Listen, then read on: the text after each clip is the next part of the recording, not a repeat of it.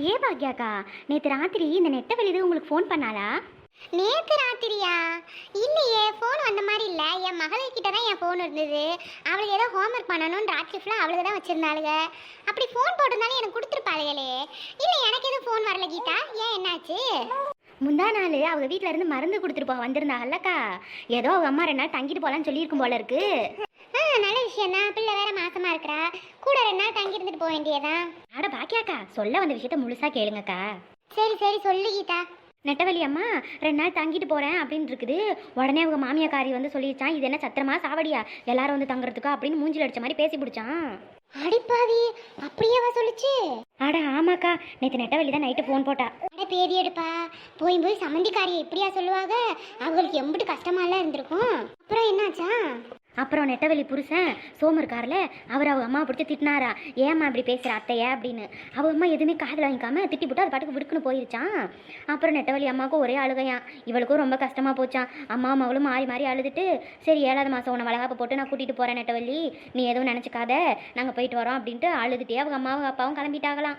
அடைச்ச, அவன் நெட்டவழி அம்மா எம்பிட்டு வருத்தப்பட்டு போயிருப்பாங்க. இந்த கிழவி ஏன் இப்படிலாம் பண்ணிட்டு இருக்கிறா? அதான் பாருங்க பாக்கியாக்கா, என்னதான் ஆச்சுன்னே தெரியல. திடீர்னு மாமியார் மருமகளும் ராசி சேர்ந்துக்கிறாங்க, திடீர்னு இப்படி சண்டை போட்டுக்கிறாங்க. என்னதான் இருந்தாலும் சம்மந்திக்காரி எப்படி பேசலாமா? போ கீதா, எனக்கே வருத்தமா இருக்குது. பாவம், இந்த பிள்ளை வேற மாசமா இருந்துட்டு இதையே நினைச்சுனா உள்ள இருக்க பிள்ளைக்கு தானே கஷ்டம். ஆமா, பேசாம 7வது மாசமே வளகாப்பு போட்டு இந்த பிள்ளைய உங்க வீட்டுக்கு கூட்டிட்டு போயிடணும். இங்க இருந்தா பாடா படுத்திடுவாளுங்க பாவம். அதான்க்கா, அப்புறம் சோமு சொன்னாராம், நீ கொஞ்ச நாள் பேசாமல் இரு, குழந்தை பிறக்கட்டும், அதுக்கப்புறம் வேணா நம்ம தனி வீடு பார்த்துக்கலாம் அப்படின்னு நெட்டவெளியே நேற்று சமாதானப்படுத்தினாரா. பரவாயில்ல, சும்மா சொல்லக்கூடாது இந்த சோமு. என்னதான் இருந்தாலும் நெட்டவெளியை விட்டு கொடுக்க மாட்டேங்கிறாள். இப்படிதான் இருக்கணும். ஆமாக்கா, நேற்று ஃபோனை போட்டு ஒரே அழுக. எனக்கே கஷ்டமாக போச்சு. ஏன் நெட்டவெளி இதுக்கெல்லாம் அழுகிற, நீ ரொம்ப தைரியமான ஆளாச்சே அப்படின்னு சொல்லி அவளுக்கு தைரியம் சொல்லிட்டு இருந்தேன். எனக்கு ஃபோன் போட்டிருப்பாளே, என்னன்னு தெரியல. சரி, ஒரு நாள் நேரில் போய் பார்த்துட்டு வரோம். என்ன பாக்கியாக்கா, கீதா 2 பேரும் மரத்தடியில் உட்காந்தாச்சு போல இருக்கு. வாலட்சுமி, என்ன வியாபாரம் முடிஞ்சுதா? ஆமா, முடிஞ்சது பாக்கியாக்கா. என்ன லட்சுமி, பாத்திரத்தில் ஏதாவது இருக்குதா? ஆமா கீதா, கொஞ்சோண்டு சுண்டல் இருக்குது, தரேன், சாப்பிட்றீங்களா? அதை என்னத்துல லட்சுமி வீட்டுக்கு கொண்டுட்டு போயிட்டு இருக்கிற, கொடுத்தா நாங்கள் சாப்பிட மாட்டோமா?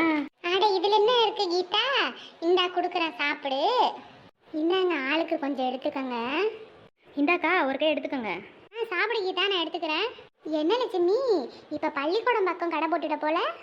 ஆமாக்கா, பழைய இடத்துல வியாபாரம் ஒன்றும் ஓடலை. பள்ளிக்கூடத்துக்கு என்ன, ஒரு 8 மணிக்கு போனோன்னா 9-10 மணிக்கு எல்லாம் விற்று போயிடுதுக்கா. இந்தாங்கக்கா, நான் எடுத்துட்டேன், நீங்கள் சாப்பிடுங்க. நல்லா இருக்குது லட்சுமி அக்கா. ஆமாம், எம்பிட்டுன்னு கொடுக்குறீங்க சுண்டல்? ஸ்கூல் பிள்ளைகள் தானே கீதா, 5 ரூபான்னு கொடுப்பேன். ஆமா லட்சுமி, பள்ளிக்கூடத்தில் இருக்க பிள்ளைங்க முட்டாயி அது இதுன்னு வாங்கி திங்கிறதுக்கு பதிலாக சுண்டல் இதெல்லாம் சாப்பிட்டா உடம்புக்கு சத்து தானே. ஆமாக்கா, நான் ஃபஸ்ட் நாள் கடை போடும்போதே அந்த ஹெட் மாஸ்டர் என்னை கூப்பிட்டு கேட்டார், நல்லா சுத்தமாக இருக்குதா, பசங்களாம் வாங்கி சாப்பிட்றாங்க, சுத்தமாக செய்வீங்களா, என்ன ஏதுன்னு. நானும் சொன்னேன், சார் அதெல்லாம் ஒன்றும் கவலைப்படாதீங்க சார், எல்லாமே சுத்தமாக இருக்கும் அப்படின்னு சொல்லிட்டு வந்தேன். அவரும் ஒரு நாள் வாங்கி சாப்பிட்டுக்கிட்டு, சரிம்மா நல்லா இருக்குது, நீங்கள் ரெகுலராக கொண்டு வந்து கடை போட்டுக்கோங்க அப்படின்ட்டாரு. என்ன சொல்கிற லட்சுமி அக்கா, இப்போ இருக்கிற வாத்தியார்களுக்கெல்லாம் பிள்ளைய மேலே அம்புட்டு அக்கறையாவா இருக்கிறாங்க? அட ஆமா கீதா, இது மட்டும் இல்லை, பள்ளிக்கூடத்தில் இந்த ஏழைப்பட்ட பிள்ளைகளுக்கெல்லாம் புக்கு நோட்டெல்லாம் வாங்கி தராரா அவர் சொந்த காசில். பரவாயில்லையே, நல்ல மனுஷன் தான் போல. ஆனால் என்ன, இது மாதிரி நல்ல மனுஷனுங்கெல்லாம் உடனே ட்ரான்ஸ்ஃபர் பண்ணி விட்றாங்க. பாக்கியாக்கா, ஒரு 2 நாள் முன்னாடி நானும் இவரும் டவுன் வரைக்கும் போயிருந்தேங்க, இந்த டச்சு ஃபோன் ஒன்று வாங்குறதுக்கு. அவங்க என்ன யானை வேலை குதிரை வேலை சொல்கிறாங்க.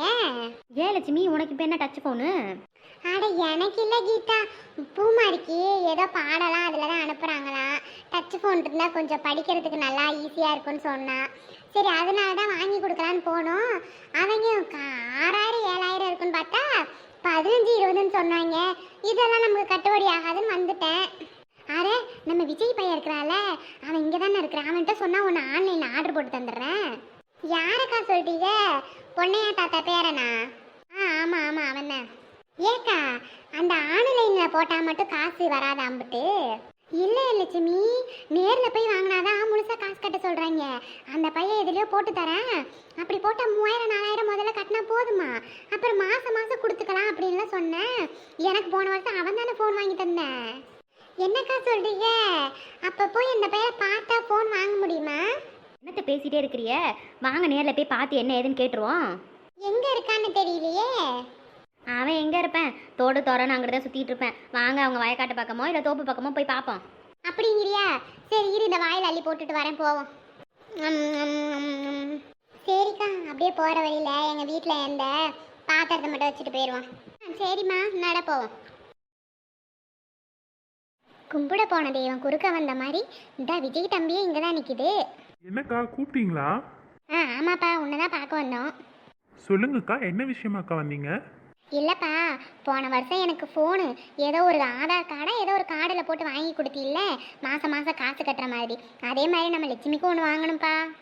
ஆமாப்பா விஜய் தம்பி, என் மக பூமாரிக்கு ஸ்கூலில் ஏதோ வீட்டு பாடெல்லாம் ஃபோனில் அனுப்புகிறாங்களாம், அதனால டச்சு ஃபோனு ஒன்று வாங்கணும்னு சொல்லிட்டு இருந்தாப்பா. ஓ அப்படிங்களா? அதில் என்னக்கா இருக்குது, அதெல்லாம் பண்ணிக்கலாம். ஒரு நிமிஷம் இருங்க, நான் அந்த மோட்டர் ஆஃப் பண்ணிட்டு வரேன். வீட்டுக்கு போயிடலாம், அங்கே போய் லேப்டாப்பில் ஆர்டர் பண்ணி தரேன். சரிங்கப்பா. பாத்தியா லட்சுமி, இந்த தம்பியை பார்த்தா வேலையாகும்னு சொன்னேன்னா இப்போ உடனே பண்ணித்தரேன்னு சொல்லிடுச்சு.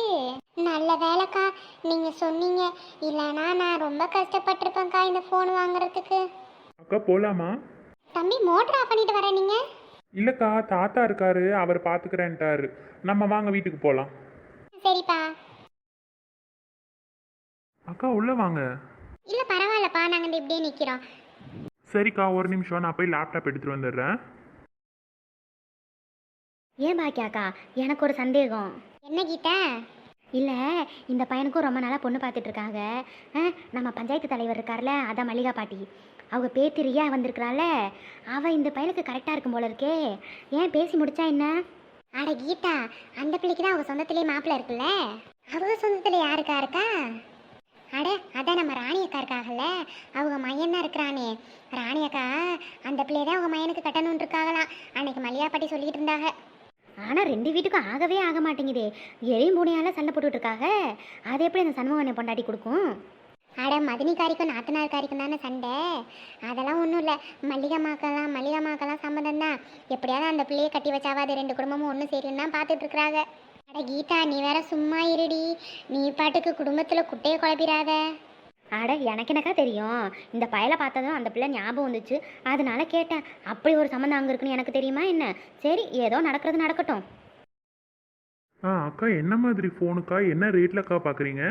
தம்பி, பள்ளிக்கூடத்தில் வீட்டு பாடெல்லாம் கொடுக்குறாங்கல்லப்பா, அதெல்லாம் நம்ம ஃபோனுக்கே வந்துடுமா. அப்படி ஏதாவது மாடல் இருந்தால் சொல்லுப்பா. நல்லா டச் ஃபோனாக இருக்கணும்ப்பா. சரிங்கக்கா. என்ன விலைக்கா? அதாப்பா நான் சொன்னேன்ல, இது மாதிரிலாம் வரணும்னா எம்பிட்டுலப்பா கிடைக்கும். அக்கா, டச்சு ஃபோனுன்னா குறைஞ்சது 10,000 பார்க்கணும்க்கா, அப்போ தான் நல்ல ஃபோனாக இருக்கும், கொஞ்ச நாளைக்காவது உழைக்கும்க்கா. தம்பி, என்கிட்ட அம்பிட்டெல்லாம் காசு இல்லைப்பா. விதை நெல் விற்ற ஒரு 5,000 ரூபா காசு இருக்குது, வேற ஒன்றும் இல்லையேப்பா. தம்பி, எனக்கு ஏதோ கார்டில் போட்டு ஒரு ஃபோன் வாங்கி கொடுத்தீல, அது மாதிரி எதுவும் போட முடியாதா? போடலாம்க்கா. கிரெடிட் கார்டு தானே சொல்கிறீங்க, நான் பண்ணி தரேன்க்கா. சரிப்பா, அதில் கொஞ்சம் பண்ணி கொடுப்பா, பாவம் அந்த பிளேட்டையும் காசு இல்லைன்றா. ஓகேக்கா, ஒரு நிமிஷம் இருங்க, நான் ஃபோன் பார்த்துட்டு சொல்கிறேன். ஓகேனா அதுலேயே ஆர்டர் பண்ணி தரேன். இந்த ஃபோன் ஓகே. வாட்ஸ்அப் யூஸ் பண்ணலாம். ஓகே, ஸ்பீடுக்கும் நல்லாயிருக்கும். ஓகே ஓகே, நல்ல கம்பெனி வேறு, பட்ஜெட்டும் இவங்க சொல்கிற மாதிரி இருக்கும். அக்கா, நீங்கள் கேட்ட ஒரு மாடல் இருக்குது, ரேட்டு 12,000 வருதுக்கா. உங்களுக்கு ஓகேனா சொல்லுங்கள், நான் பண்ணி கொடுத்துட்றேன். அப்பா, இப்படி பண்ணனா மாதம் மாதம் எம்பிட்டுப்பா கட்டணும்? அக்கா, நான் கிரெடிட் கார்டை வச்சு ஆர்டர் போட்டுடுறேன். மாதம் 2,000 இஎம்ஐ போட்டுட்டா உங்களால் கட்ட முடியுமா? சரிப்பா தம்பி, கையில் ஒரு 5,000 ரூபா இருக்குது, அதை நான் சாயந்தரமா வீட்டுக்கு கொண்டு வந்து உங்கள் கையில் கொடுத்துட்றேன்ப்பா. அதுக்கப்புறம் மாதம் 2,000 தானே, அதெல்லாம் நான் கட்டிடுவேன்ப்பா. சரிக்கா, அப்போ நான் அந்த ஃபோனையும் ஆர்டர் போட்டுடுறேன். அக்கா, ஆர்டர் ப்ளேஸ் பண்ணிட்டேன், 2 நாளில் வந்துரும்க்கா. அக்கா, எங்கள் வீட்டு அட்ரஸ்க்கு தான் போட்டிருக்கேன்க்கா. இங்கே வந்து டெலிவரி கொடுத்ததுக்கப்புறம் நான் வீட்டுக்கு கொண்டு வந்து தரேன்க்கா. ரொம்ப நன்றி தம்பி. தம்பி, ரொம்ப ரொம்ப நன்றிப்பா. பரவாயில்லக்கா, படிக்கிறதுக்கு தானே கேட்டீங்க, இதில் என்ன இருக்குதுக்கா? பரவாயில்ல. ஏப்பா தம்பி, உன்னிட்ட நான் ஒன்று கேட்கணுன்ட்டு இருந்தேன். அன்னைக்கு முடியல வேறு மாதிரி வெட்டியிருந்தேன், இன்னைக்கு என்ன தாடிலாம் வச்சு கொஞ்சம் ஸ்டைலாக இருக்கிறியே? அது ஒன்றும் இல்லைக்கா, அங்கே ஊரில் கொஞ்ச நாளாக காய்ச்சலா, அதனால் உடம்பு முடியாமல் அப்படியே விட்டுட்டேங்க்கா, முடி கூட வெட்டாமல். அதான் நேற்று போய் தான் வெட்டிட்டு வந்தேன். சரிப்பா சரிப்பா. ஆமாம், உன் தம்பி சூர்யா இருந்தானே, எங்கே அவனை காணுமா? அவனுக்கு ஆஃபீஸ் வர சொல்லிட்டாங்கக்கா, 2 நாள் தான் ஆகுது, மெட்ராஸ் போயிட்டேன். ஏப்பா தம்பி, ஏதோ கார்டுன்றியே, என்ன கார்டு அது? எங்களுக்கெல்லாம் தர முடியாங்களா? அதுங்களா, அது கிரெடிட் கார்டுக்கா. அது வந்து எப்படின்னா, நம்ம வேலை பார்க்குறோம்ல, நம்ம சம்பளத்துக்கு ஏற்ற மாதிரி தாக்கா அந்த கார்டு பேங்க்லேருந்து கொடுப்பாங்க. நம்ம தேவைக்கு மட்டும் யூஸ் பண்ணிக்கலாம், அதை கரெக்டாக கட்டணும்க்கா. அப்படியாப்பா? அப்ப எனக்கெல்லாம் தர மாட்டாங்களோ? ஆமாக்கா, அதுக்குன்னு ஒரு சில எலிஜிபிலிட்டி எல்லாம் இருக்குது, அதெல்லாம் பார்த்துதாக்கா கொடுப்பாங்க. என்னப்பா சொல்கிற? கிரெடிட் கார்டெல்லாம் யூஸ் பண்ணுனா நிறைய அது இதுன்னு காசெல்லாம் கட்ட சொல்லுவாங்களாமே, நம்ம சொத்தையே எழுதிட்டு வாங்கிடுவாங்களாமே. என்ன கீதா சொல்ற? அப்படியா? ஆமாக்கா, எனக்கு இந்த உமா இருக்கால, அவ தான் சொன்னா. ஐயோ, உங்ககிட்ட யாரோ தப்பாக சொல்லியிருக்காங்கக்கா. அப்படிலாம் ஒன்றும் இல்லை, நம்ம கரெக்டாக யூஸ் பண்ணுனா எந்த பிரச்சனையும் வராது. இதுக்கு தான்ப்பா படிச்ச பையன் வேணுன்றது. சரிக்கா, நாளை கழிச்சு ஃபோன் வந்துடும், நான் வீட்டுக்கு எடுத்துகிட்டு வரேன். எனக்கு கொஞ்சம் வேலை இருக்குது, நான் போய் பார்க்கட்டுங்களா? சரிப்பா, நீ போப்பா, நாங்க போயிட்டு வரோம். தம்பி, ரொம்ப நன்றி தம்பி. பரவாயில்லைங்கக்கா. பாரு லட்சுமி, இந்த கம்ப்யூட்டர் காலம் எப்படிலாம் மாறி போச்சுன்னு. உட்காந்த இடத்துல இருந்தே லேப்டாப்பை பொட்டி வச்சு ஏதோ அந்த தம்பி தட்டுது, நாளை கழிச்சு கைக்கு ஃபோன் வந்துருமா. ஆமா பாக்கியா அக்கா, பாருங்களே எப்படியெல்லாம் உலகம் மாறி போச்சுன்னு. நமக்கு தான் இந்த ஊர்ல இருந்துட்டு ஒன்றும் தெரிய மாட்டேங்குது. Drink drink drink drink drink drink drink drink. அட, இந்த ஃபோனுக்குள்ளே கால் வருது, அட்டன் பண்ணி பேசுவோம். ஹலோ, சொல்லுங்கள், யார்? ஹலோ, நீங்கள் பேசியிருக்கிறது என்னோட ஃபோன், என்னையே யாருன்னு கேட்குறீங்க? ஹலோ, நீங்கள் தாங்க அன்றைக்கி ஃபோனை மிஸ் பண்ணிட்டு போயிட்டீங்க. ஏங்க, நான் ஃபோனை விட்டுட்டு போனால் நீங்கள் எடுத்து சுவிட்ச் ஆஃப் பண்ணி வச்சுருவீங்களா? எதுக்கு ஆஃப் பண்ணுறீங்க? எங்கள் அம்மா அப்பாலாம் எவ்வளோ தடவை கூப்பிட்ருக்காங்க தெரியுமா உங்களுக்கு? உங்களால் எவ்வளோ பிரச்சனை தெரியுமா எனக்கு? ஏங்க, இப்போ எதுக்குங்க கோவப்படுறீங்க? அன்னைக்கு நீங்கள் வேகமாக கீழே போட்டு போனதுனால டிஸ்பிளே உடஞ்சிருச்சுங்க. நான் கடையில் கொடுத்து மாற்றி நீ காலையில் தான் வாங்கிட்டு வந்தேங்க. உங்கள் ஃபோனுக்கு தான் வெயிட் பண்ணிகிட்டு இருந்தேன், கரெக்டாக கூப்பிட்டீங்க. நீங்கள் பாருங்கள், இல்லாத கதையெல்லாம் விடாதீங்க சரியா? ஃபோன் பண்ணேன்னா சிம்ம தூக்கி போட்டுட்டு நீங்கள் யூஸ் பண்ணலாம் தானே நினச்சிருப்பீங்க. ஹலோ, இங்கே பாருங்கள், நீங்கள் யாருன்னா தெரியல, கொஞ்சம் மைண்ட் யுவர் வேர்ட்ஸ், ஓகேவா? ஆமாம், மற்றவங்க ஃபோன் எடுத்து வச்சிருக்கவங்க கிட்ட நாங்கள் எதுக்கு மைண்டோட பேசணும்? சரி, என் ஃபோன் எனக்கு வேணும், எப்போ கொடுப்பீங்க? ஏங்க, இப்போ நான் ஒர்க் பண்ணிகிட்டு இருக்கேன், என்னால் வர முடியாது. லொக்கேஷன் எங்கன்னு சொல்லுங்கள், நான் 5 மணிக்கு மேலே வரேன். இல்லை நானே வந்து வாங்கிக்கிறேன். நீங்கள் எங்கே இருப்பீங்க சொல்லுங்கள். நீங்களே வரீங்களா? அப்போ ஓகே, உங்கள் இஷ்டம். அப்போனா இன்றைக்கி நான் கொஞ்சம் பிஸியாக இருப்பேன், அதனால நாளைக்கு வந்து எங்கே ஒரு பம்பு செட்டு கிட்ட ஃபோனை தூக்கி போட்டு போனீங்களே, ஞாபகம் இருக்குதா? அங்கே வாங்க, நானும் உங்கள் ஃபோன் எடுத்துகிட்டு வரேன், நீங்கள் வந்து வாங்கிக்கோங்க. சரி, ஓகே. நான் நாளைக்கு காலையில் 10 மணிக்கெலாம் அங்கே ஷார்ப்பாக இருப்பேன். அது வரைக்கும் எந்த ஃபோன் வந்தாலும் அட்டன் பண்ணாதீங்க, ஓகே? சரிங்க. அட, இந்த பொண்ணு என்ன லூஸாக இருக்குமோ, அதுவே ஃபோனை தூக்கி போட்டு போச்சு. நான் பாவம்னு போய் சரி பண்ணிட்டு வச்சு வந்தால் என்ன இந்த கற்றுது.